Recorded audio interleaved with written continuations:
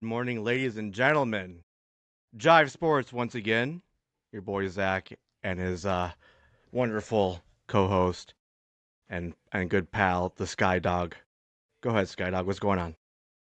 Just another day, living life, and going with the flow. Interesting. So, I guess today the whole point of the show is going to be to kind of go over the preseason playoff predictions, see where we were right, where we were wrong, discuss a little bit of the college football playoff situations going on, and then get into the real playoffs, and probably that's maybe a little bit of higher and fire, and then that'll be it. So, Skydog, you want to run through real quick what your preseason playoff predictions were? We just want to go conference and just run down until. Sure. All right, so start with the AFC. Had Baltimore with the bye. Had the Patriots and the Chargers round one. Had the Patriots beating the Chargers. Got Kansas City, Buffalo, and you know had Buffalo beating the Chiefs. Had Houston and Cincy. Had Cincy beating Houston. I mean, obviously the Bengals, or at least Jamar Chase is in Cancun, so Yeah, Sky went super deep. He was doing every game scores and stuff. Me and Brandon were kind of lazy. Well, Brandon's the laziest. I actually gave like division champs, but Skydog went the whole way and gave you each matchup and the scores, which is puts them in a tough spot. yeah, I mean, I'm hoping at least the one game that I've got set up right, the Patriots do pull that one out. I got them winning 23-17. So So run through that again real quick, your AFC, and then just do the next conference too, just yeah, so the whole thing. AFC, we got Baltimore on the bye, obviously not even there. Uh, we got the two-seeded Patriots beating the seven-seeded Chargers. Got the three-seeded Chiefs losing to the six-seed Bills. The four-seed Texans losing to the fifth-seed Bengals. And then you And had then, Bengals in the Super Bowl. yep, I had the Bengals in the Super Bowl. All right, what was your NFC?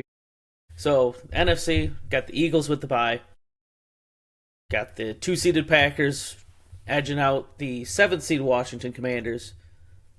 Got the sixth-seed 49ers beating the three-seed Falcons, and then the fifth-seeded Lions beating the fourth-seeded Cardinals.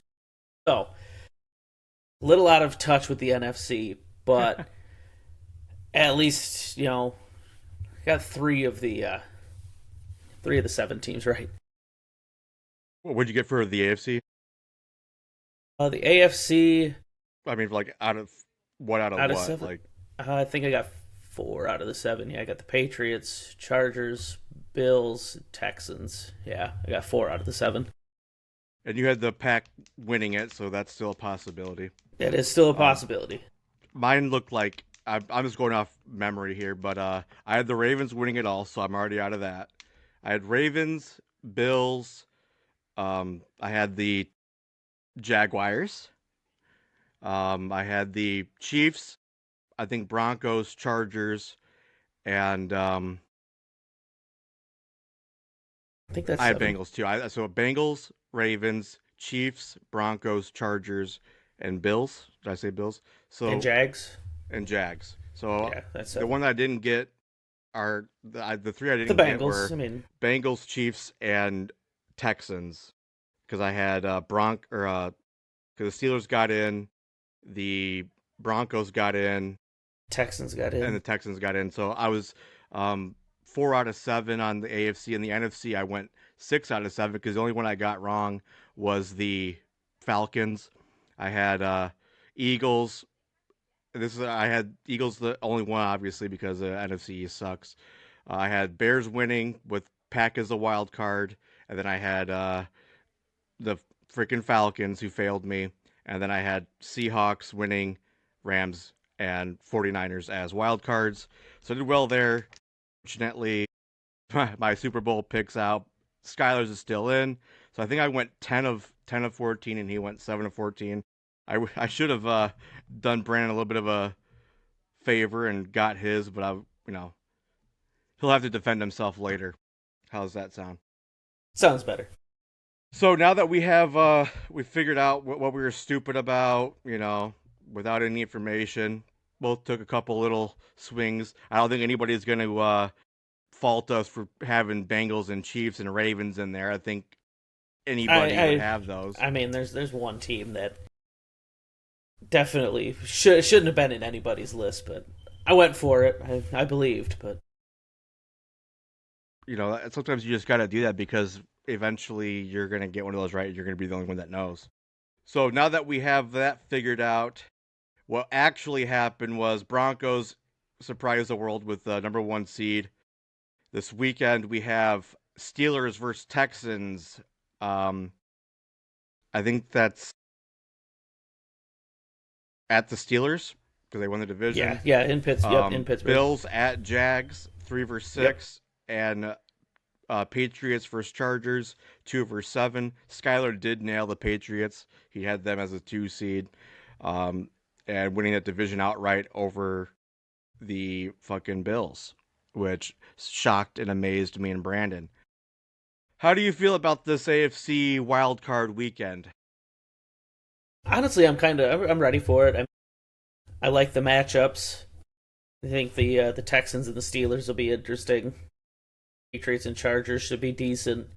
The Bills and Jaguars, who knows what you're going to get out of either of those teams because they both could score 40 plus points, or you might get like 13, 17 points out of them.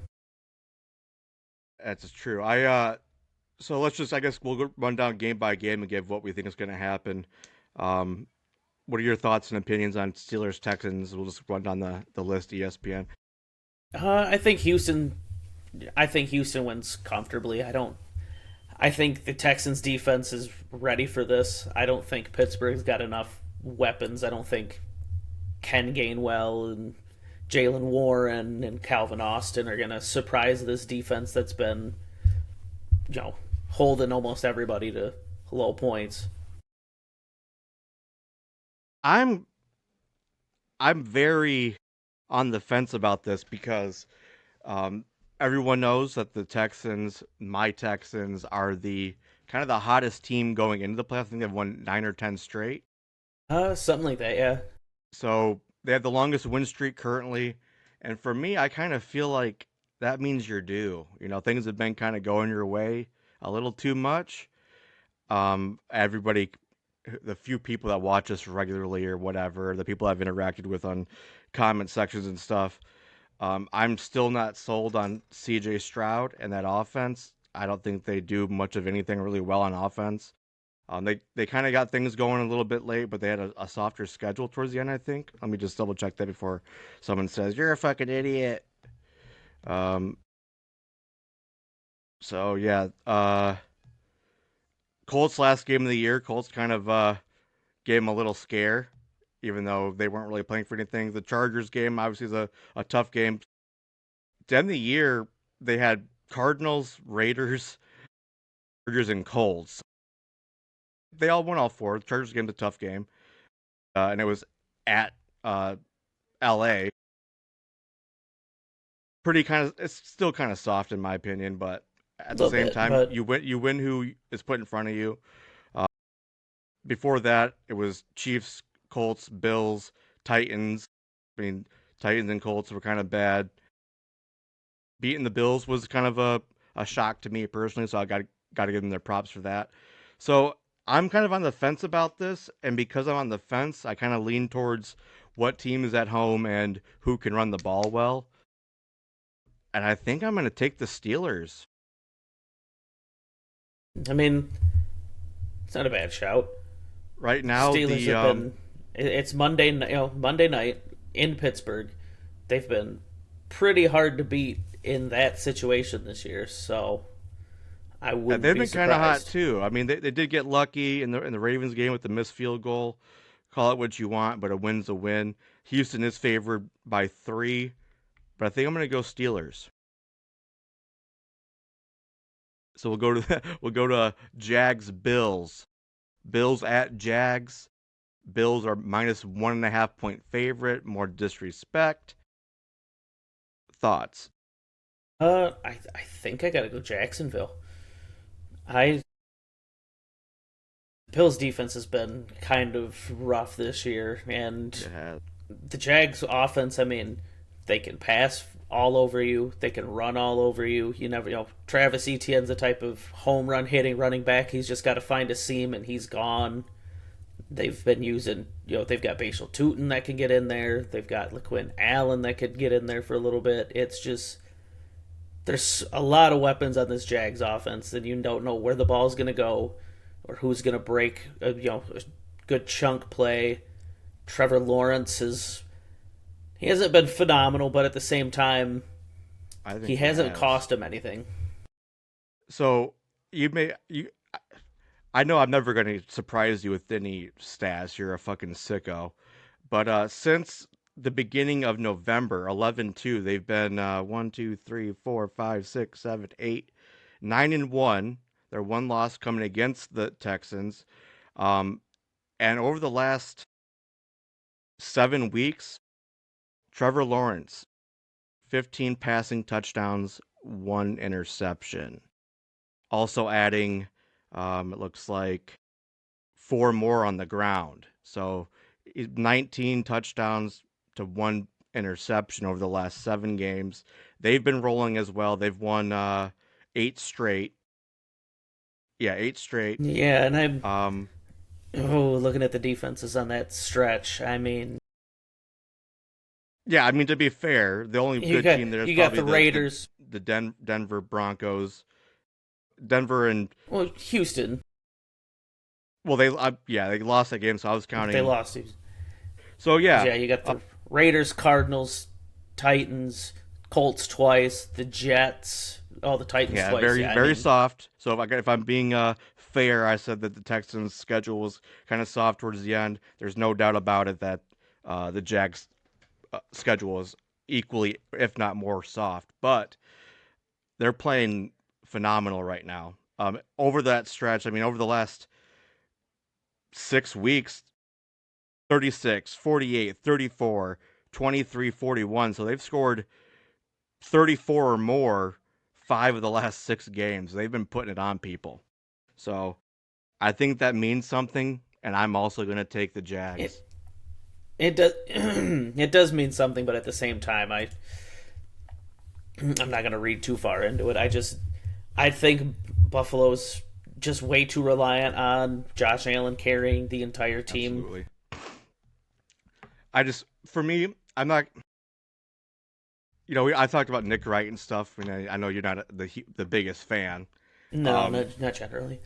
Generally, I kind of like some of his takes as he thinks about things in a different way, but every once in a while, he does kind of annoy me with some of these kind of more emotional or like these almost like spiritual, like sports spiritual kind of takes where it's like, I think this one play in this game altered the entire season. And it's like, I don't, unless that play was like losing your quarterback, I can understand that, but sometimes he just pinpoints one play or one thing that happened and says this was the turning point, and I hate doing that. But I do also believe that when you're a team like that and you're rolling, and I guess the Texans have been too, and I said that I think you're due for a loss, but now I'm a hypocrite. But I do think that beating people as badly as they have been, and Trevor playing the best ball of his career, and kind of just the mismatch, as you pointed out, the Bills' defense has been uncharacteristically bad for a Sean McDermott team because he is a defensive minded coach. So their defense, it's usually been Josh Allen and the defense carry them. And this year it's been kind of just Josh Allen and James Cook. Yeah, Um, and that's another thing to watch out for. Jacksonville had the number one rush defense in the league this year. So I did not know that. yeah, But I know early on they got to be towards the top in takeaways too. I know the Bears kind of like ran away with it at the end, but I know that the Jags were turning the ball over quite a bit early on. yeah, I was gonna say they started off weird. I gotta look here to see what So the so we're both taking the Jags. Uh, I guess if we go back, I want to do maybe some scores too. You took the Texans. What do you think the score is going to be? I'm just thinking for the more fuck like of it. a 24-21. That's fair. I'm going to take something similar. I'm going to say Steelers 2017. It's not bad. Um, But yeah, Jags. the side note, yeah, Jacksonville was third in turnover differential. Okay, so they kind of kept pace most of the year. They started off like you said, it was kind of crazy because they had a soft schedule to begin with, and I think in the first uh, 3 or 4 games they had like 13 takeaways. And they had like 9 all of last year. Jags and Bills. I'm gonna say Jags 30, Bills 20. Oh, I'm gonna go. Yeah, Jackson. Give me Jacksonville 28 and Buffalo 20. And now here comes one I know you'll be super objective about. Your New England Patriots are hosting the Los Angeles Chargers. New England's a 3.5 point favorite. Your thoughts? I don't. I don't know how to feel about this one. I'm excited to be back in the playoffs, but I feel like the Chargers could be one of those teams that they just put the right pieces together. You never know when Quentin Johnston might get a random 50-yard touchdown, or A Lad 3 touchdown McConkey game. kills you. Yeah, it's one of those teams. They have a really bad, very really vulnerable, hurt offensive line, but we don't have the pass rush to really capitalize on that. Right. And knowing Harbaugh, he's gonna want to mix it up. He's not just gonna lean on the run. He's not just gonna throw the ball. He's gonna want to be as balanced as possible. It's gonna be interesting to see, but I still think New England walks out of this one winning. As a little side note, I mean, there's been a lot of discussions about like the Raiders potentially trading Max Crosby. What would you be willing to give up as a Patriots fan? I mean, going for next year, obviously, because you can't do it now, but uh, Max Crosby as a Patriot, how do you feel about that? What would you be willing to give up? I mean, I'd be willing to give up some draft capital, but I wouldn't want to do anything too crazy. I mean, I don't even know if I'd want to give up a first. So yeah, I mean, if you were the GM, you're not going to get him because somebody's going to be crazy, like the Packers were for Micah. I mean, Absolutely. there's an age difference there because Micah's several years younger. I think Max is what like 28, 29 ish. Yeah, something like that. I was gonna say he is coming out of Eastern Michigan. That was he came out what 19. I'm I'm not sure. I just know that he's been in the league several years longer than Micah. I think Micah's 26, so I'm assuming Max is probably 28 or Right around 29. 30, yeah, Or yeah. right around 30. But if that's going to happen and people are speculating that it will, I think somebody's going to give him, at least one first. If I'm giving up that kind of draft capital, I'd rather go to Minnesota and say, "Here's all this. I will take Justin Jefferson. Thank you." Yeah, so that's a fair point because when I was talking to Keith from 411, or maybe I was on their show and we were talking about it. They're going to be back on soon. Shout out 411. But Keith pointed out at that time, this was like a month and a half ago, maybe 2 months ago. It was after the Giants Lions, so whatever that was. He had mentioned that with the Patriots, he was still kind of unsure about them because they kind of lacked those offensive like stars when your number one target well, we both know that Trey Henderson's probably the best kind of like home run hitter for the team, but their most reliable weapon is probably Stephon Diggs, and he's what 31, 32. He's So 32.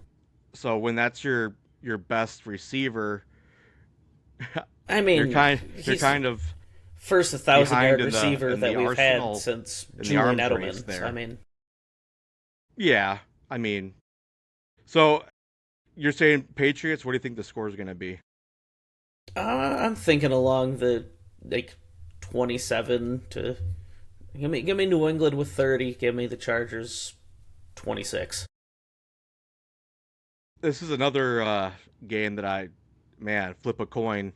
Um, I'm trying to do a little last minute cheating, looking at some stats here. Chargers have kind of kept up with a good defense. They're fifth in total yards allowed. I was gonna say, yeah, their defense has been very under the Patriots are radar. Patriots top 10, but I'm looking at what I want to see is okay. So Patriots rush defense is sixth in the league, only averaging giving up 101 yards per game. And I think, man, I think I'm gonna go the Chargers, bud. I just like you said, their offense has all these weapons. They're kind of Achilles' heel has been their line and just keeping Justin Herbert upright. But as you also mentioned, the pass rush for the Patriots is not that formidable. They don't have like a big name out there, although they do play great complementary. Like I don't know. it's a It'll good be unit. interesting because we're gonna be healthy. Milton They have Williams will be back. a great Barmore will unit. be in. I mean, The Patriots can obviously run the ball really well. Drake May's been near flawless all year. People can talk about the strength of schedule, but these are NFL teams. You play who they put in front of you. But I think with Herbert and Ladd and was it Gadsden playing well and Keenan still turning back the clock and Keenan Quinton, Marion. I don't know. I'm going to take the Chargers. I'm going to say 27-24. I Seahawks took the one seed. I thought they would be good. I didn't think they would be a one seed. I kind of assumed the Eagles would be the one seed. Seahawks first round bye. Obviously, the first matchup we have is kind of an interesting one because it's Rams at Panthers. Rams are 10.5 point favorites, but they have a little history this year, don't they? yeah, the Panthers won the first matchup. The Panthers won the first matchup. Interesting. Panthers came out of nowhere for me. I talked a lot of shit about them all the way up until like week 9 or 10. I was like, I don't even know who's on their team. Who cares? They're nobodies. They're the NFC South champions. So let's put some respect on their By name. proxy, by proxy. Hey, and also I've mentioned too, I love the Bryce Young story. I think that's incredible. Last year, obviously, he was benched and the world was fucking crumbling around him where it was like this is the biggest draft bust ever based on the fact that the Panthers had given up so much to the Bears to get him. It's not like Jamarcus Russell where the Raiders had the pick. The Panthers gave a, a boatload of picks and DJ Moore, I think, to get him. And so when he came in and it looked pretty bad for a year and a half, people were already like, this set them back. He played really great towards the end of last year. He carried it into this year. Tet McMillan, phenomenal rookie season. Rico Dowdle came out of nowhere. Um, very interesting. I'll let you kind of go first with your prediction, but I just wanted to say shout out Bryce, shout out Panthers. Go ahead. Give me the Rams. I mean, Carolina's one of those teams. You saw this last game against Tampa Bay. They really are susceptible to getting slowed down on offense. I mean, there's nothing on that offense that's really game breaking or game changing. Their best wide receiver is Tet McMillan, but at the same time, all you got to do is put a couple guys on him and put some pressure on Bryce Young, and they just disappear. But this was also, I know when they played the first time this year, they had a couple long touchdown catches by, I think, one or both of them were by Chuba Hubbard. I'm not sure. So I mean, it's just more of a, can they get lucky? Can they catch the Rams being too aggressive again and just to edge them out? Or is this going to be, the Rams go in and really just dominate this game and make it look like some of those last playoff appearances the Panthers have had?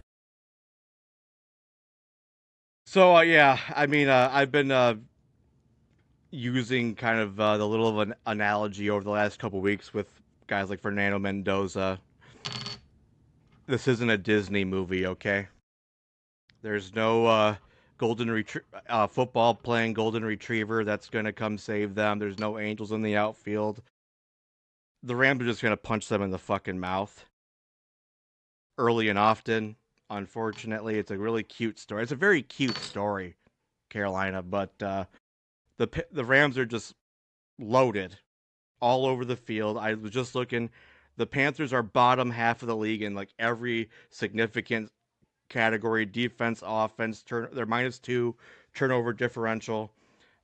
They've had some cute wins, but the fairy tale ends here. Cinderella is going to get shot in the head.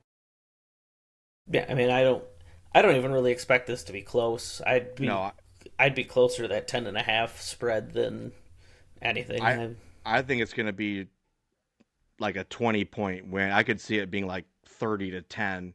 I wouldn't be surprised. I mean, I'm just going to say that 30-10 is going to be my give me a 31-13. Eagles 49ers. 49ers traveling to Philly. Philly -4.5 point dog. What say you? This game's gonna be weird just because I don't know what to expect from Philly's offense. Are they No gonna one ever are they does. are they gonna score more than 2 touchdowns?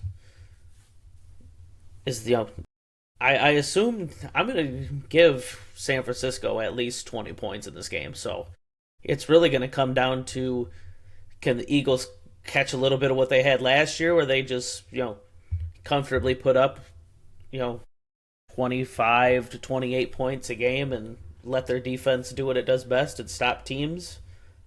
Or are we going to see these Eagles that have lost to in some kind of shocking games this year? So who's going to win? I'm taking the Niners. I think Taking San the Francisco Niners, huh? wins. Give me San Francisco 28-20. Yeah, this is tough. Most of these matchups are. I think the only one that we can probably say comfortably Rams Panthers. Um, man, the Eagles are such a weird team because you look at the roster top to bottom, it's just loaded. Um, 49ers kind of they still got the injury bug. They still don't really have a number one receiver. It's going to be a lot of George Kittle and McCaffrey and Juwan Jennings, but Juwan's also been hampered by injuries periodically throughout the year. Well, I mean, Um, Pearsall's playing too, isn't he?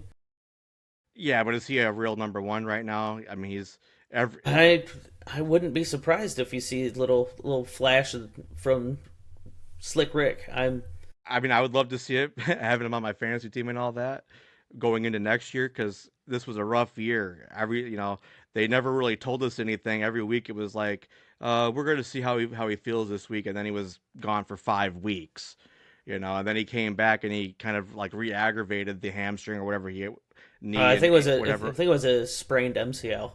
So just banged up all year. He did come back a couple weeks ago and he had like 6 catches versus the Colts. So there's that chance that he could uh, be a big factor. I think, as much as I hate to say it, I think I gotta go Philly, and that really hurts me. But I'm gonna say Philly. What'd you say, 28-20? 28-20, yeah. I think I'm in that same boat. I'll say like 27-21 Philly. Um, and that leads us to probably everyone's probably game of the week. I would say this is one of the biggest rivalries in sports. Obviously, divisional rivals, so they played each other twice. Jordan Love and Christian Watson are coming back, so everyone's full healthy. Packers at Bears. A little bit more disrespect here. They're saying Packers -1.5. What say you? Oh man, It's not Toyotathon anymore. I don't think the Packers have it. They don't have Micah Parsons. Malik Willis isn't going to be in there. Fair So point. I'm going with Chicago. I'm What do you thinking I'm think? thinking it's going to be another big game between these two teams. I mean, I wouldn't be surprised if Chicago won 31-30. Okay. I'm also taking the Bears. I love the story, obviously. I've been talking up. I'm not special in this. A lot of people have been, but I was super high on Ben Johnson. Lions losing Ben Johnson was the major reason why I took the Bears to win the division and kept the Lions out.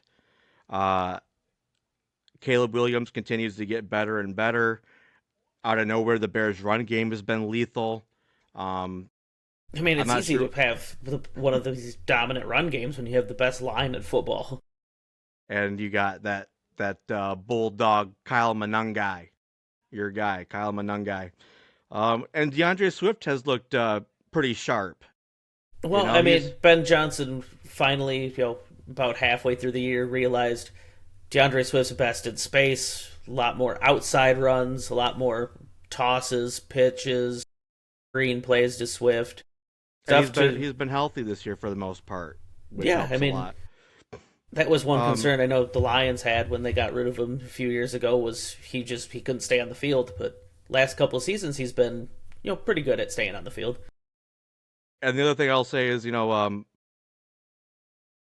going to give the Bears the edge at tight end without Tucker Kraft. For the Packers, Luke Musgrave isn't terrible, but Loveland and Komet both very reliable. Loveland's been getting better and better every Loveland's been week. fantastic Been this been last great. month. I also is Rome playing? No, I don't know if he's back for this game, but I know he's been out for the last month and a half Yeah. at least. So but I like DJ Moore. I like Luther Burden. I like those tight ends. I like those running backs. Uh, and I like the Bears story. I'm bear down. Good, Oh, better, best. I'm all about it. You're I'd in love to see a Chicago. Chicago's fucking fiending for a dub. They love beating the Packers. That's going to be an electric crowd. It's going to be I think the most fun game to watch of the weekend. Give me the Bears at home over their division rival, one of the longest storied history rivals in sports. Give me the Bears 24-17. How's that? I like it. All right, so we'll kind of switch over to college. There were some interesting games last week. You can say that again. Um, I took Oregon, I took Bama, I took Georgia, I took Ohio State. Ohio State got beat. Georgia got beat. Bama got beat. The only one I got right was Oregon. I can't I, believe you would pick against Kurt Signetti like that. He wins. Google him. I will throw some respect on his name. I just kind of thought I'm not really sold on Mendoza, man. I just I like Fernando Mendoza. I watch him. He's like a little bit bigger, slightly more athletic Kirk Cousins. I like Fernando you Mendoza. have said that. Uh, he plays very methodical football, very few mistakes, makes the right reads, makes the right call. Kurt Signetti, what he's done with Indiana the last 2 years is fucking mind blowing. Absolutely mind blowing. That they are as good and as dominant as they are, And they're 38 to still 3. they're still Just dominating the transfer portal right now. yeah, he is a fucking sicko. All right. How do you feel about this rumor, or this pitch, this idea? Signetti goes to Las Vegas to draft Mendoza. Not gonna happen. I wouldn't want. Signetti's not leaving Indiana until he might pull a Paterno and die just shortly after getting out of there. A lot of people are making the argument that if you look at his, coaching career, he doesn't stay at any one place very long, and it's every time he moves, it's a step up the latter is what the great guys at Pardon the Interruption, shout out Mike Wilbon and Kornheiser. It's probably the only good show on ESPN anymore. But yeah, I don't like it because I would I don't want to be the Raiders head coach, and I once again I think Mendoza. It's a great story. He sounds like a great kid. I do not wish him any. I want him to succeed. I think that's a cool story, and his Heisman speech kind of won me over. Um, so that was a fucking eye opener for me to just dominate and bury Alabama. So I mean, it you is, know, but at the same time, it's Kalen DeBoer's Alabama. It's not the Alabama that we're used to. I mean that's fair, but I've been having a lot of discussions the last couple of weeks over like tradition and history and why these things are supposed to matter. And people are saying, well, it's still Alabama, and I kind of felt that way too. But I was wrong. You I know, mean, in the age of NIL, I feel like tradition's taken a back seat to a lot of absolutely. a lot of things. How'd you feel about Ole Miss, Georgia? That was a fucking great game. It's awesome. It's great to see Trinidad Chambliss winning. I hope Ole Miss takes it to Miami. I would love to see the Rebels at the championship take it to Lane Kiffin. Say we don't need you. We're We we're made still you, rolling. We're still rolling. and we're gonna kick your ass next year too, Man, bitch. that Because Chambliss says he's coming back. oh. So yeah, that's gonna be interesting. I don't think LSU is just gonna step in and be, top of the conference first year with Kiffin. And for the uninitiated, Trinidad Chambliss was playing like D2 football last year or something like that, or was it JUCO or what? He was at Ferris State. What do you mean? Ferris State? No Yes. way. One of our guys. I'm gonna be honest. Yes. I only kind of caught on to Ole Miss towards the end of the year with the Lane Kiffin stuff. My dad is a Ferris State graduate. I mean, I he wanted to go he there. play, he played at Forest Hills in Grand Rapids. I mean, he's almost All as right, local. I'm He's as sold. local as we can get. I'm sold. Let's go. I'm Ole Miss. There's Eli, Jackson Dart, Chambliss, the three-headed goat monster. Three-headed goat monster. So the other thing that was shocking to me, even though I was like shit talking and group chatting on Facebook, Miami over the juggernaut Ohio State. Ryan Day, the gift that keeps on giving. Now I'll be honest, I thought Ohio State was gonna win, but I love Miami through my buddy Lauren. But just looking back at those Somebody's got to. through those, I mean, you ought to have some kind of place in your heart for them because if you look back at those early I absolutely 2000s do. Some teams, of they some of were my just favorite like players I've ever watched came from the absolutely University of those teams were Miami. just fucking stacked with NFL Hall of Famers. Willis McGahee is my favorite running back all time. Andre Johnson's probably like my third or fourth favorite wide receiver all time. Ray Lewis, Greg Olson. I mean, the Ed list goes Reed, Sean Taylor, the list goes on and on. Devin Just Hester. I mean, oh my Warren god, Sapp, Reggie Wayne. Dwayne Johnson. So, Ron Simmons. Ron Simmons. No, he was a Seminole, maybe. I think he was a Anyways, Seminole. we love seeing Ohio State get their ass kicked. I liked the U. Um, so now that you kind of just turned me into an Old Miss fan, that kind of sucks. But hey, Ohio State out. Ryan Day, clown. Thoughts about that? Oh, I love it. I mean, What do you do if you're Ohio State?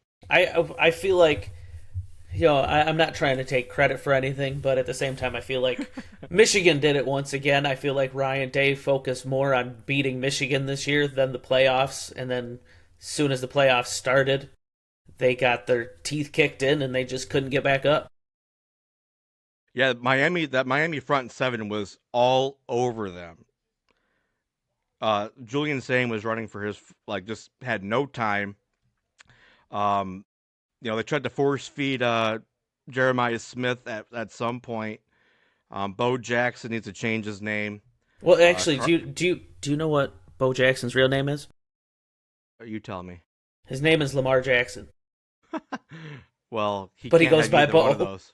He can't have either one. His name is Steve. Steve Jackson. Actually, I like Steven Jackson from the The Rams Rams, absolutely. and Falcons, so he can't have that name either. He's got to find his own path. Uh, I'm not, yeah, he's As a gonna matter of have to fact, just change create your a name. last name because there's Michael Jackson. Just change that, you'll probably be all right. So, you're taking Ole Miss over Miami then? Yes. Um, I think this is tough. I do love the Ole Miss. I like Miami being back into the national kind of eye, but I do love the Ole Miss kind of story of the team that was orphaned by their coach. I mean, I've went on and on different episodes on how I hate Lane Kiffin. Um, the one thing I would be curious about is, let's just say in a Magic World, Ole Miss wins. Would they give Lane Kiffin a ring? Because I don't. I would be against them winning I if Lane Kiffin got one. I feel like they would. I don't know exactly how it works, but I feel like it's like the something you see a But lot they, in baseball. You'll have a utility player or a relief pitcher that yeah. started the season with one of the teams that's in the World Series and either found his way to the other one or played for both of them. And Well, they should at least engrave like traitor bitch on the one they sent him. I'll, I think I'm taking Miami though. I I'm mean, kind of so I wouldn't be I'm surprised if Miami won, more so because of how tough their the defense is. the defense, yeah. So yeah, I'm gonna take Miami. I'm gonna say something like Ole Miss is going into shootouts. Let's say 34-30 Miami. I'm feeling almost the same score, just the other way. I'm thinking more of like a give me Ole Miss 34-28. That's fair. And I wouldn't begrudge you if you wanted to say a 34-30. That just seems like a very nice number. In Indiana, we got a Big Ten rematch. And Indiana beat them earlier this year. I We think kind of got the. that game was in Eugene too, I believe, wasn't it? I'm not sure. I can look real quick, but we got what people are assuming is the number one and number two pick. No, it was in Oregon, and Indiana went in there and or let me look real quick. Yeah, Miami beat them 30-20. Interesting. So we got kind of the what is the consensus number one and number two. If they both, I think Dante said he's coming out, right? I can check. I would assume so. I mean, his stock's not going to get any higher than it is now. So if he was staying, it would just be kind of like NIL is paying more than rookie contracts are. Yeah. I'm conflicted on this because I just took Indiana to lose and they just blew out the Crimson Tide. It was never really close. It was just a fucking bludgeoning. Oregon, in all fairness, too, 23-0 against Tech.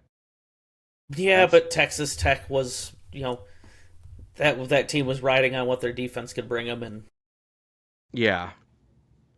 At the same time, though, they have like one of the top two or three payrolls.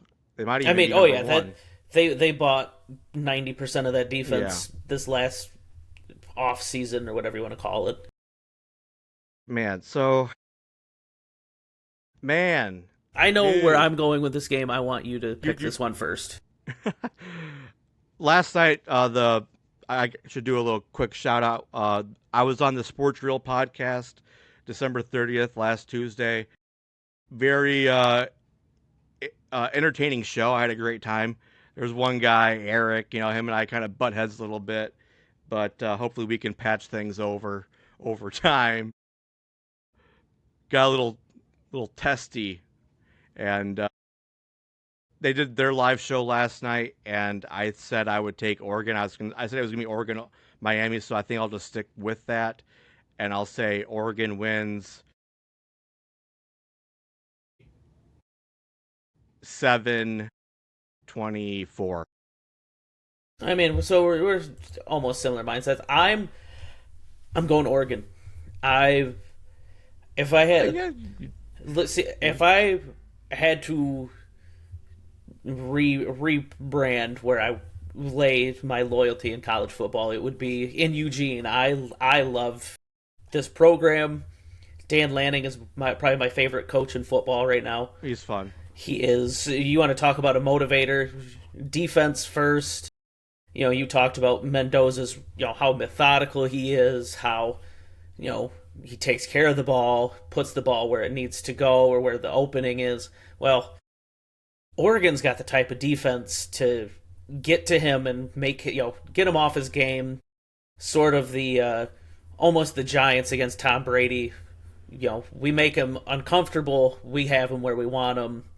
He's just gonna he's gonna make one or two mistakes that could hopefully turn the game. And I think Oregon's gonna win probably 27-23. So yeah, we're right. You kind of tricked me, made me feel like you were gonna go with Indiana. I Uh, I wanted to, but I just if it wasn't for the fact that the Ducks shut out Tech, and in yeah, in Lubbock. I mean, so if it wasn't for the fact they just pitched a shutout and their defense didn't look so solid, I'm getting more familiar with Brandon Finney Jr. What a cool fucking kid that I loved. Come to yep. the Giants. Come to the Giants. Someone get him. I just there's a lot of talent on this Oregon team that I like. Even on the offense, offensive side of the ball, I like Dante Always, Moore. always I, electric. I would love to see Evan Stewart come to New England. I think Kenyon Sadiq has the ability to just step in and sort of be one of these young tight ends that we've seen over the past couple of years. That's just comes in and takes over a major role in an offense. But this So is I we're feel both like kind of this is the premier matchup of the playoffs right now. this is the two heavyweights going at it, but the Ole Miss Miami is kind of like the heartstring game because both team Miami's been down in the dumps for 15-20 years. Uh, you know, and obviously Ole Miss, as we've already mentioned, was orphaned and left at the altar by Lane Kiffin, and obviously now that I know that Chambliss is uh, right down the. I grew up actually. Now that I think about it, him and I were best friends growing up. So give me Oregon, Miami. Um, we'll talk about whatever happens in these playoffs next week, hopefully. And last thing we'll kind of touch on. Do you want to talk about some of these firings that have happened and what you think? Sure, yeah, that's great. It's a great thing to talk about right now. What do you think about any shocking kind of anything I shocking was to you? I was I was actually very surprised that the Ravens did end up getting rid of John Harbaugh. I think this is the off season if I'm John Harbaugh that I'd prefer to get let go of because there's a multitude of job openings and there's some pretty good ones. I mean, going to the Giants, going to the There's one, Falcons. yeah. I mean, they're teams that have some really good, solid young pieces. They've got decent draft capital right now. I mean, you get a coach that's he could. We know he can win. He might not have multiple Super Bowls and everything to his record, but at the same time, he has still won a Super Bowl. He's evolved through multiple quarterbacks, multiple superstars on the defense retiring or leaving and replacing them, and I think he's probably the belle of the ball this offseason for He is NFL now, teams that are yeah. looking for a coach. As far as we know, because the name John Gruden's always being tossed around too. Whether he's It actually is. I just available, whether and I he's would love actually to. I'd love to see Gruden back because me John too, Gruden's probably my favorite football personality that I can think of. dude. He's electric. He knows everything. I don't Yeah. know. I don't know if he gets back after the whole scandal. So, yeah, I mean, I'm with you. Anybody that hasn't watched any of like John Gruden's like YouTube content, his YouTube channel, his It's game so breakdowns much and stuff, fun. dude, he makes everything, and I'm getting like goosebumps thinking about it. But that is the ultimate football sicko, the sicko of all. That guy eats, breathes, and sleeps fucking football all day. Loves it. The Can't get Dayton enough Flyer of it. himself. He just, man, listening to him talk football, I think anybody, even if you're not a football fan, you could just listen to him and be kind of like reeled in, sucked in, and want to know what the fuck he's gonna say next. He's fun. I like him. I think the situation. We can obviously some of the emails that were released, uh, not uh, politically correct in a No, lot of ways. not at all. Um, I don't have to agree with somebody on every issue. At the same time, um, we say a lot of things in our group chat and with our friends that we know we don't mean. It's like I say things sometimes where I'm mocking stupid people who think those things. Like I'm making fun of the idea that people care about somebody's sexuality or their ethnicity or something. Those things should not be important to anybody. Mind your own business. Um, but I like making fun of people who think that they're better because they're white or they're straight or whatever. It's fucking corny to me. So where his heart truly lies and what those were about is I don't like to think that I know somebody's intent or what these emails are between him and guys that he's been friends with for Ever. Yeah, decades forever. and stuff. And he's just venting about things he doesn't like with the Roger Goodell emails are kind of funny. Yeah, But being a Patriots fan, that guy's a clown. so I think the game is better with John Gruden in it. I would love to see him as a Giant. I was kind of, hopeful, wishing, thinking of him being at Michigan because of the. I think you The might even Portnoy. have showed me the Portnoy thing where he said he wanted to be the U of M coach when he was in high school. Yeah, so who's ever available at this point? You'd have to think Harbaugh is the guy. I would certainly love to see him in New York. Um, he made the Ravens for 19 years a perennial powerhouse. They were never a soft, easy win. They're always a contender. Um, there's been some. It seems what our philosophical differences between him and kind of some of the players. I think it was kind of telling yesterday. It was mentioned by different people that when Lamar was asked after the game, "Do you want John Harbaugh back next year?" It wasn't a quick, "Yeah, I love Coach. He's my guy." It was, I can't process this right now," Well, and and I this move to me really echoes that ownership and management are siding with Lamar Jackson over yeah, John Harbaugh. That's really what this seems like. It seems like this season you had to pick one or the other. I think they picked wrong. I mean, Lamar, as game changing as he's shown that he can be, he just can't consistently stay on the field. How many so I seasons has he been injured for? At least half of it. yeah, I mean, right now the people are blaming Tyler Loop for missing that kick, but if Lamar hadn't missed, 5 or 6 games this year, they win one or two of those. They're not in this position. Hmm. Um, And they had multiple games this season that were close that they should have just held on to and won. I know, the one thing I the, will the put on the coaching staff is how they used Derrick Henry. I mean, as soon as the game was even or they were losing, Derrick Henry disappeared. I mean, look at the Patriots game. They were the winning first game of that, the year and with against the Bills, that was a fireworks show. I thought it was over. I think most people thought it was over. The Ravens were up like it was 14 what or 41-15 or some stupid some shit. Yeah, some crazy shit, and the Bills come back with in the fourth quarter, and I've been one of the biggest Lamar Jackson supporters and truthers. Is what I hate when people say he's a running back. I think he's one of the greatest like players, all around players I've seen. Just he does things that are incredible. His numbers are incredible. Something has changed this year after that hamstring, and I made a Facebook post during the Steelers game at the end. There was a play at the end where he had open space to take off and run on a third down. I think it He was the threw it play, away. He threw it and away. he threw it away. And I'm like, Lamar last year would have tucked that and ran for 30. And for And whatever reason, that's he's not trusting himself, or is making business decisions, or he's just kind of not the guy he was.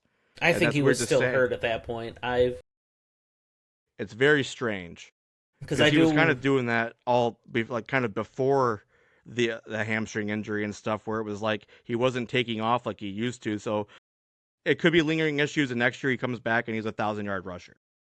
absolutely. I mean, he's one of those guys. I don't ever doubt his rushing ability, and when he does stuff like that, most of the time it just makes me think he's hurting, or it's got to be something in that ballpark. We I'll see it give him all the the benefit of time the with doubt that we don't have enough information, and maybe a full off season and some rest will make him turn the clock back or rejuvenate him next year. It just was kind of interesting, especially in a win or go home situation there, to throw it away when he had the space was odd. yeah. I don't know. So yeah, other firings: Pete Carroll, Raheem Morris, I think we can all Kevin Stefanski. be cool and agree right now. We will just forget that Pete Carroll ever coached the 2025 Raiders. That's fair. But I yeah, feel kind of Stefanski. bad for Pete and the Raiders, and a lot of that I even mentioned it.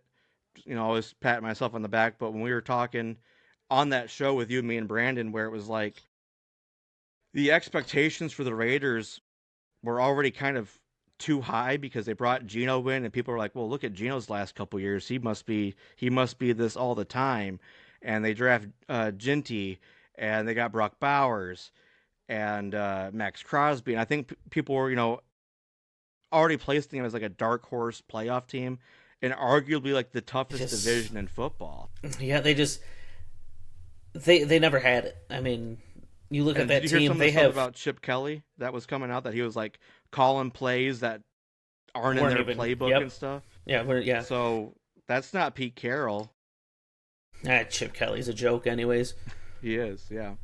But I mean, when you're Pete Carroll and you're the head coach, and like you're expecting other guys like Chip to do their job and be responsible and know what their fucking game plan is, and they're calling plays that don't exist.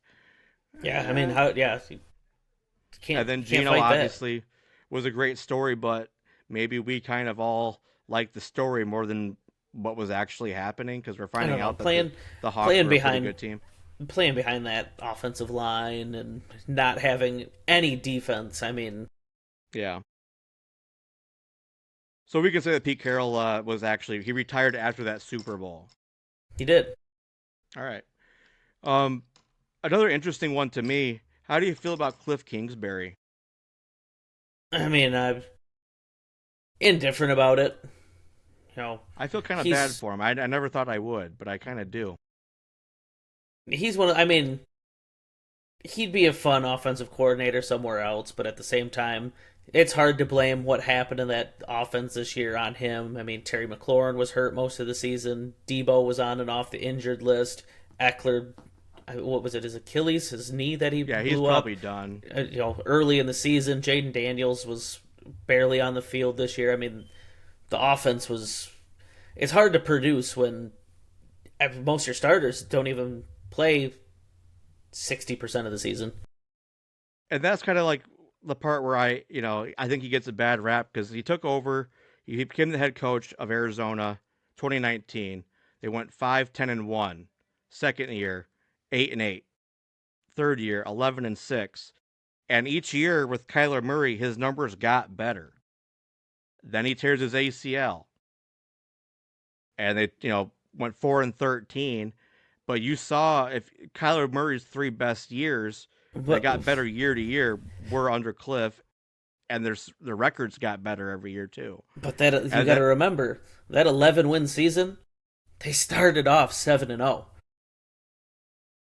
I mean that's I don't remember that, so that's a great They point. started But off 7-0. They went into, I think it was Monday Night Football against the Packers. They were both 7-0. That was the game that AJ Green, I think it was last play of the game. Kyler threw it to the corner of the end zone. He didn't even make an effort for it. Got intercepted, and then it just was downhill from there. I mean, so, but I mean, like my point is, the record got better each year. Kyler's numbers got better each year. You saw him playing better. His numbers are undeniably better year to year. Then the injury happens. They fall off. He gets fired, and now he goes to Washington. He just made Jaden Daniels like the rookie of the year. He had the Commanders that nobody saw coming in the NFC Championship game a year ago. It was last January or whatever, and after all those injuries you mentioned, and Daniels, and then Mariota, and you're starting Josh Johnson the last couple weeks of the year, how are you really going to blame the offense for that? I mean, it's also one of the oldest rosters in the league too. It might be the yeah, oldest. uh, it might I'm, be I think it is. outside of maybe what like a Pittsburgh, but Pittsburgh's not even close to being that old. Yeah. So I mean, I'm not saying that he like deserves a head coaching job. He might get one. Maybe he goes back to college. I'm not sure. I didn't think about it until he got fired. I'm like, man, he was doing just fine with Arizona till Kyler got hurt. He was doing just fine here until Jaden got hurt. And he's got to kind of take fall on the sword for the quarterbacks getting injured. Keep him away from the Raiders. Keep him away from Fernando Mendoza. Is there any kind of college coaches you think?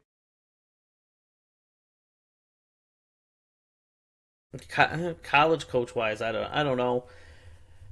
It's hard to really picture college coaches leaving for the NFL because the only ones that you're going to see the real buzz for are the Dan Lannings and the Kurt Signettis, and I don't think those guys are leaving those programs. Yeah, I mean, so I'm not really sure where the pieces fall. I think it would be cool to see. You mentioned you sent me a text last night, or the night before, Stefanski to the Falcons. I think Um, it'd be perfect for him. with that running game, with those receivers. Kyle Pitts had, he's gotten better every year. Had his best year. I think he was tight end like 4 or 5 on the year. Something Maybe like that, yeah. a lot of it's by that big 3 touchdown game, but fuck it, I mean, uh, they got some young pieces on defense as well, but to see him kind of run that offense, I think would be interesting. Like you said, would love to see John Harbaugh as a Giant.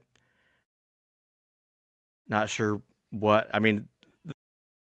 Uh, the jury's still out on like Todd Bowles because that'd be another fantastic vacancy to fill. Yeah, but I mean, that's another one where they had a lot of injuries, and Yeah, they did. he's sort of he's got a little bit more protection with the ownership and management and everything there. I would like to think so. Um, But two names I'm really interested to watch in this coaching cycle is Chris Shula, the defensive coordinator of the Rams, and Clint Kubiak, the offensive coordinator of the Seahawks. I have one I like too, Mike LaFleur. He's the OC for the Rams, Yeah, yeah. and he's worked under McVay and Shanahan, and obviously he's the brother of Matt LaFleur. I, I I thought about that because obviously the great season Matt Stafford's having, Puka. Um, I mean they're a juggernaut on offense. Um, Devonte Adams, he missed like the last month of the year and still finished first in the league in reception touchdown receptions. Yeah, I Um, mean, he had a similar season this year in touchdown receptions to what Kyron did last year, where if you look at it and you look at the touchdowns by yardage, it's a bunch of 1, 1, 1, yeah, 3, 1, 4, 1, 3. but then in the red zone, that's like there's the guy I can rely on the most in that. So I think he had like 14 touchdown Well, yeah, I mean, receptions. You take the guy that mastered the back shoulder goal line fade with Calvin Johnson, and you give him probably the only wide receiver in the NFL anymore that's good at running the goal line fade. Absolutely. So I don't know if you have any other things you. I have kind of one little thing I want to end on, but I'll let you kind of if there's some other topic or thing that we missed. No, not necessarily. I mean, I think we got everything. So I wanted to end on a conversation about my Giants, and I'll ask you your thoughts. I think maybe we've talked about it. What are your thoughts on tanking, I don't know. specifically NFL tanking? Tanking in the NFL's weird because obviously you want that number one pick, but then you get in those situations where you look at some of these teams that are in the top 5, top 10 picks. Giants really didn't need the number one pick because you already have Jackson Dart. You've got Malik Neighbors. You've got Cam Scatterbo. I mean, you've got pretty sizable pieces where being instead of being first, being fifth. I don't think you're missing out on a lot. Well, don't look at it just from like a giant centric kind of Well, I'm not. I perspective. mean, you got the Titans. Cam Ward. They have Cam Well, I'm Ward. just saying like They're not. historically, like let's look at the last Yeah, I mean, historically, since there's 2010.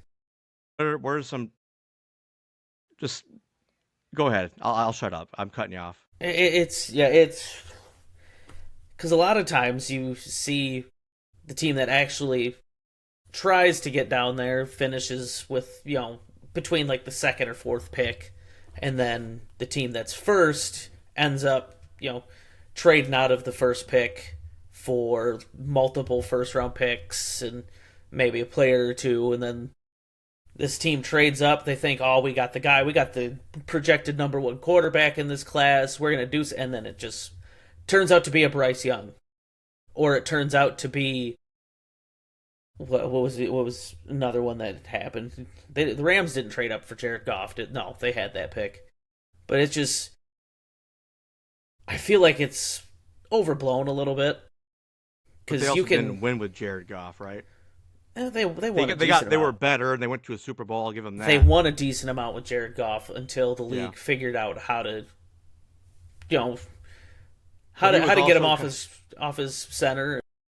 they kind of but he was kind of viewed as like the weak link of the team, which is why And he McVay and he was. I mean, was able they to didn't trade him for Matt Stafford and give up picks and win immediately. they didn't go to that Super Bowl because of Jared Goff. They went to Right. that Super Bowl because of Todd Gurley and that defense led by, Yeah. one of the best defensive minds in the last 20 years, Wade Phillips. I mean, So let so I'm talking to my boy George. My boy George. Uh, I'm trying to the I've been karma trying to get chameleon him on himself.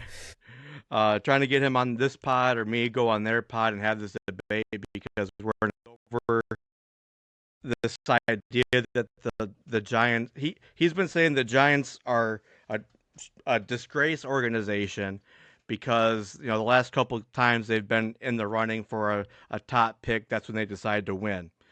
Right, but that happens a I lot towards the end of the season. I'm sorry, I just knocked my headset loose. What did you just say? I said that happens a lot towards the end of the season. We see it every year. I'm vehemently opposed to NFL tanking, and here's why.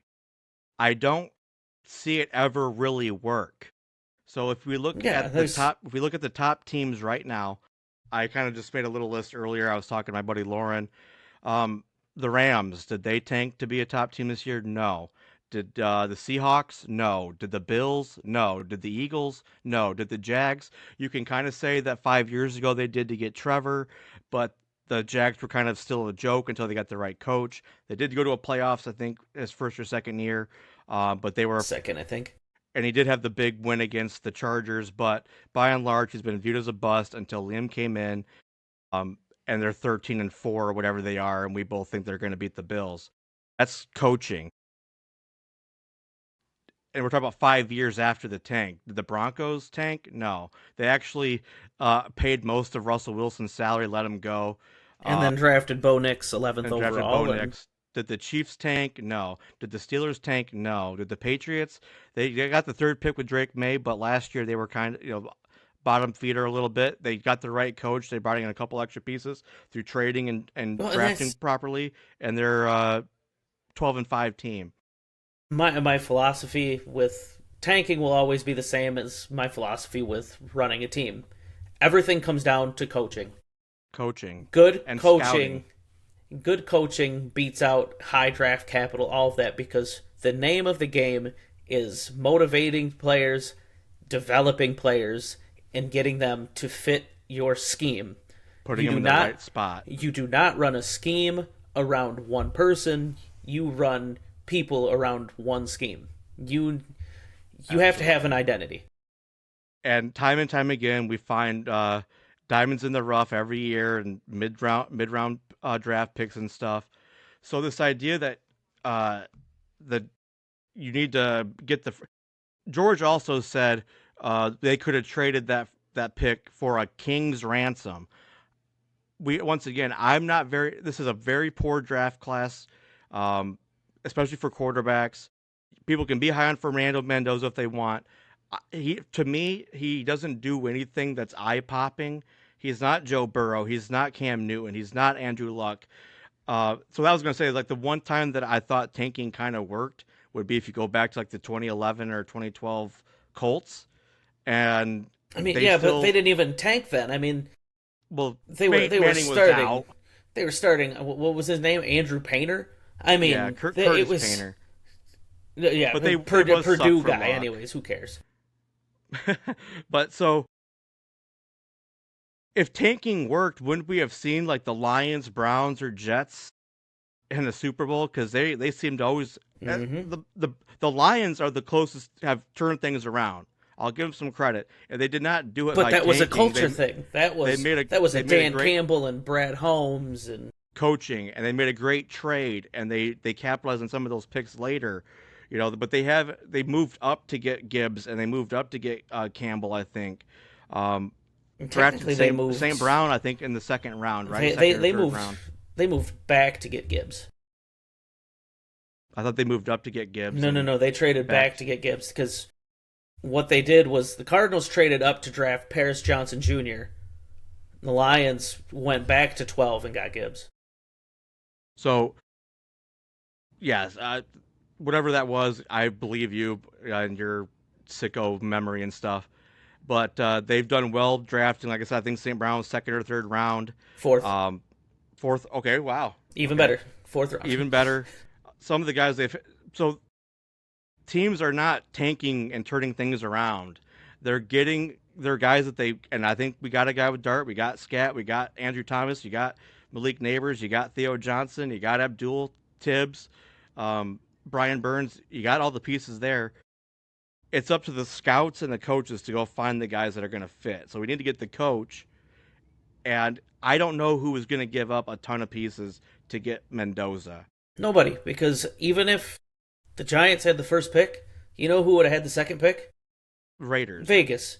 and they know the Giants don't need Nobody's a trading quarterback. up to skip over the Raiders when they can just say, you know what, we could either trade up with the Jets and go get Dante Moore, or we can just sit and wait because this quarterback class is so anyways.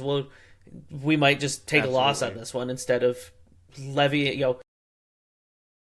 gambling the future for I thought it was telling last an weekend that a lot of upgraded Kirk teams Cousins. that weren't playing for playoff spots were still trying to win. The Lions won. The Colts took the Texans to the wire. The Vikings beat the Packers. So there's teams that the Cowboys sat a lot of people. Um, other teams were I Yeah, but those I pieces like are worth a lot of money right now. so I'm anti tanking. It has not worked. And what I dislike most about the people that talk about that, and George, I'm talking about you in a friendly way because this is all love. But when they say that tank for the top pick, they're talking about it as if it's not obvious and common sense. Like this tanking idea is some hit like some secret that nobody knows about. We all get it that if you're a bad team, you want a higher pick because the rational idea is that the higher the pick, the better the talent is. But it's usually not the case. Maybe on average it can be, but this class doesn't have that. And on top of that, we don't see it work. And without the right coaching staff, it doesn't matter. You can have the top 10 picks next year, and if you have fucking uh, Joe Judge as your coach, it's never going to get anywhere. Well, Okay, and so it's this draft. If I'm not mistaken, this is probably the weakest draft class of the last 5 to 8 years that I've seen it's outside of wide receiver and defense. there's a it's pretty deep. At least in the first round, if you look at like mock drafts, a lot of receivers, a lot of O line and corners, a lot of DBs. Yep, and but you're gonna find a lot of O line, and a lot of wide receivers getting projected in mock drafts Absolutely. every year because But it's you're also seeing a lot of great ones. Like I'm looking at the Giants options and stuff, and I like God. You get the fifth pick. What are you looking at? You could go probably Caleb Downs might still be there. You might be or Carnell Tate or Cardinal Tate. You might be able to go get Sonny Styles. Maybe Jacob I like Rodriguez. the tackle for Miami, that Maluga or whatever. Yeah, yep. Yeah. I mean, Caden Proctor. There's Those guys are going to be there in the middle of the round. So there's a lot of things there, that things that we need that we don't need to trade back to get. And I don't think that trading back would be beneficial in any way, because once again, you can have all the picks, but if you don't have the coach to make it work, then you don't have anything. And it's just mental masturbation. People that talk about this tanking for a better pick, they think they're the only one that understands that. And what I've over 25 years of watching football, I don't see it work. So you can't tell me that you know more than guys that are getting paid to do this, that are looking at a draft board and saying, "Man, can we just sit here at the third overall pick and get a guy that we really like, or should we go trade everything just to go and get the guy that's projected to be the number one quarterback in this draft?" absolutely. And if it was like you said, if it was a better draft class, if we needed a quarterback, I'm not going to say I like tanking, but being a fan on the outside, not making decisions, I don't know. That's kind of where I wanted to, go Giants. And We're in a who great knows? spot. It's Vegas is picking first. They might get really dazzled by a really athletic quarterback and then take them at Well, number one, and then Al everybody's Davis free isn't to do there. whatever. I mean, yeah, Tom but Brady, Tom Brady is a little bit more rational. you never know. Football is football. Or if People are Chambliss crazy. decides he'll come out instead of stay. Yeah, I mean, if they win it all, maybe. So yeah, go Giants. Don't tank. Oh, the last thing. I was just talking to my buddy Lauren about this. There's that old kind of quote, and I said we would go like 45 minutes to an hour, a little over, but A you and I little over. tend to go a little long. Um, there's that old kind of quote or cliche that's like, who are you when no one's watching? That's kind of who you are. And for me, when it comes to teams and players in sports, I always, and I think this would be universal. I don't think anybody's going to disagree with what I'm about to say, but you want the guys on your team that when there's nothing else to play for, they're still giving it their all and doing their job, and are disappointed in losing, and would be disappointed if the coach said, "Hey, we know you're healthy, but we're going to sit you." So um, I was happy to see the Giants the last 2 weeks win. They put up, I think, 30 plus in both games. Jackson Dart played well. Um, and I'm very optimistic for next year. We just need the coach. You need the fucking coach, You just because need the everything coach. else is meaningless until you get that. Look at the difference between last year's Patriots and this year's Patriots. We Absolutely. didn't add anything crazy. Her first round pick was Will Campbell, who's been fantastic. Ravion Henderson wasn't, he hasn't been playing all year. We haven't built the offense around him. Right. It's the coaching staff. Coaching staff. You brought And in a guy that almost beat the Chiefs at probably the height of their power with Mahomes and Reed with fucking Malik Willis. and I'm still looking at the top teams in the NFL, the playoff teams, and trying to find the one that tanked to get there. It seems like they got the coach, they made some good trades, and they hit on the quarterback when they did draft or they traded for one. That seems to be kind of how it fucking works. I mean, So, none of them are teams that I look at and say, "Oh, that's a tanking team." or besides the Patriots, who, as you just mentioned, weren't very good last year, but made the coaching change and went from third or second in the division to running away with it. Oh, we were Will fourth Campbell and last two Diggs. years. We were fourth. So they got Mike Vrabel and went from last to first and ran away with it. 12-5, and the Bills went 10-7 or whatever, 12-5. We were 9-8. 14-3. So, but the Bills went what 10-7 or whatever. 12-5. Any They went 12-5. 12-5. I thought they were like No, 8-6 not that long ago. But no, maybe I'm high. 12-5. So you know more than me. I'm talking on my ass, but I love my Giants. I never want to lose. I never encourage losing. Uh, I never got that mindset. I hate losing. Nothing bothers me more than losing. Especially in football when you have 22 starters, and it's not like basketball or hockey where you got five guys on the court or on the ice, and one superstar can kind of like. But even those situations, I'm not a fan of it. If Well, and you have even to in trade, those, if you want to trade up to get the guy, do that. But I want the guys who are in the building to want to win and have the mentality that we're never trying to lose. well, and the big thing for me too is you look at football. It's not like basketball, baseball, hockey where we're playing a 7 game series. Any given Sunday, win or go home. Who wants it more? That's you can't just you can't win games just because we drafted him first overall, so we're just gonna win. Yep. All right, bud. Any final thoughts, ideas, opinions? I'll just leave it on one note. The greatest quarterback of all time was picked 199th overall. Well, here's one. Eli Manning was picked first, but he demanded a trade. He cried about it. Nope, he made the right decision. All right, folks. Jive Sports, Skydog, and the Zach Dog. Signing out. Hopefully, be with some more. I'm talking to people, different pods. Might do some more stuff later in the week, Friday or Sunday. Skydog is going to be on here more. Anytime I can get him. I'm basically saying he's jive. He's a jive guy if he wants to be. So I thrive there we on go. jive. All right, bud. Good show. Deuces. Peace Everybody, out. drink water, wash your hands, wash your rice, don't litter. Cheers.